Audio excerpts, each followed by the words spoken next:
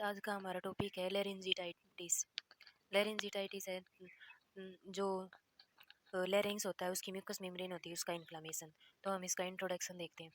Larynx is a tube like structure found at the entrance of trachea. जो trachea होती है wind pipe, उसके जो नीचे लेरिंग्स प्रेजेंट होता है और ये ट्यूब के जैसा होता है। It has three main function, जो थ्री फंक्शन करता है।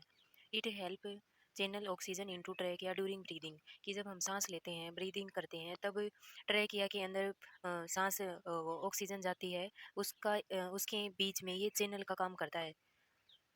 और है इट गेट्स लाइक वॉल्व, और ये एक वाल्व की तरह होता है। Closing of the trachea when swallow to prevent food और लिक्विड इंटरिंग एयरवे, कि जब हम खाना खाते हैं और जब या कोई लिक्विड फ्लूइड लेते हैं तो उस टाइम जब ये वाल्व की तरह काम करता है, कुछ खाना पीना खाते हैं या फ्लूइड लेते हैं तब ये बंद हो जाता है और ट्रेकिया के ऊपर ट्रेकिया को सप्रेस कर देता है, जिसकी वजह से जो भी हमने खाना खाया है या कुछ पिया है वो ट्रेकिया के अंदर ना जाके वो फूड पाइप के अंदर चला जाए।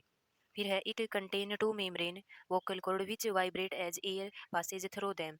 जो इसके अंदर जो दो मेम्ब्रेन प्रेजेंट होती हैं वो वाइब्रेट करती हैं एज एयर पासेज की तरह, through producing sound of voice. और जो ये मेम्ब्रेन है ये साउंड को प्रोड्यूस करती हैं, हमारे जो साउंड आती है इसकी वजह से हमें जो होती है हम बोल पाते हैं। फिर है laryngitis cause these membrane to become inflamed. तो जो लेरेंजिटाइटिस है कब प्रोड्यूस होता है, जब ये मेम्ब्रेन होती हैं ये इन्फ्लाम्ड हो जाती हैं, इनके अंदर इन्फ्लामेशन हो जाता है। They can not vibrate properly which lead to loss of voice. और जब ये प्रॉपरली वाइब्रेट नहीं करती तो जिसका रिजल्ट क्या होता है कि पेशेंट की जो वॉइस है वो लॉस हो जाती है। तो ये लेरेंजिटाइटिस का इंट्रोडक्शन था। अब है इसकी definition. It is an inflammation of mucous membrane of लैरिंग्स।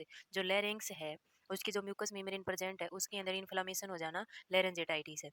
इसके टाइप है एक्यूट लेरेंजिटाइटिस और क्रोनिक लेरेंजिटाइटिस। एक्यूट है जो अचानक से दिखाई देता है और लंबे टाइम तक शॉर्ट टाइम तक चलता है। और क्रोनिक लेरेंजिटाइटिस है जो अचानक से हमें शो ना होके आखिरी स्टेज के अंदर हमें शो होता है और इसका टाइम पीरियड है, ड्यूरेशन है, वो लंबा होता है।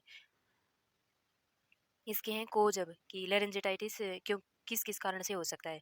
Viral infection, adeno virus, rhino virus, influenza virus, para influenza virus, ये वायरस हैं जिनकी वजह से लेरेंजिटाइटिस हो सकता है। बैक्टीरियल इन्फेक्शन है, स्ट्रेप्टोकोकल निमोनिया, जो निमोनिया का टाइप है स्ट्रेप्टोकोकाई की वजह से होता है, उसकी वजह से हो सकता है। इन्वायरमेंट चेंजेस, इन्वायरमेंट ज़्यादा कोल्ड है, ज़्यादा ठंडा है, सर्दी का मौसम है और धूल मिट्टी ज़्यादा है तो उसकी वजह से भी हो सकता है। स्मोक, डस्ट, केमिकल्स और पोल्यूटेड एनवायरमेंट। और पोल्यूटेड इन्वायरमेंट है, इन्वायरमेंट के अंदर ज़्यादा पोल्यूशन है, केमिकल है, स्मोक है, डस्ट है, तो ये सारे अफेक्ट कर सकते हैं सांस के द्वारा। हमारे लैरिंग्स को भी अफेक्ट कर सकते हैं जब हम ब्रीदिंग करते हैं तब। माल न्यूट्रिशन, अगर पेशेंट माल न्यूट्रिशन का शिकार है, क्रोनिक सिंसिटाइटिस हो जाए उसको। सिंसाइटिस हमने पढ़ा था, जो साइनस प्रेजेंट होते हैं नेजल कैविटी के अराउंड में, उनके अंदर इन्फ्लामेशन हो जाना, वो सिंसाइटिस था। और क्रोनिक ब्रोंकिटाइटिस, जो ब्रोंकी होती है उसके अंदर इन्फ्लामेशन हो जाना ब्रोंकिटाइटिस होता है। तो इन सारे कोज की वजह से लेरेंजिटाइटिस हो सकता है। फिर है इसके क्लिनिकल मैनिफेस्टेशन की पेशेंट के अंदर क्या क्या साइन सिम्टम्स हमें शो होंगे। अफ्योनिया है, कंप्लीट लॉस ऑफ वॉइस, वो वॉइस है वो लॉस हो जाएगी बिल्कुल ही। श्योर थ्रोट, उसके गले के अंदर छाले हो जाएंगे, फीवर हो जाएगी, उसको बुखार हो जाएगा। वोकल कॉर्ड स्वेल, जो वोकल कॉर्ड है उसके अंदर स्वेलिंग आ जाएगी, वो साइज में बड़ा हो जाएगा। डिस्पोनिया है, उसको सांस लेने में दिक्कत होगी। फिर है हॉर्सनेस, जो वोकल कॉर्ड है वो हॉर्सनेस जैसा शो होगा। मेल है जिसे बेचैनी होगी, ड्राई कफ होगा। और डिस्फेजिया है कि डिस्फेजिया होता है जिसके अंदर जो पेशेंट है उसके फिर ड्राई कफ, डिस्फेजिया और ड्राई कफ, ये दोबारा दे रखें, ये हो जाएंगे पेशेंट को। फिर क्लिनिकल मैनिफेस्टेशन के बाद में इसके डायग्नोस्टिक इवाल्वेशन।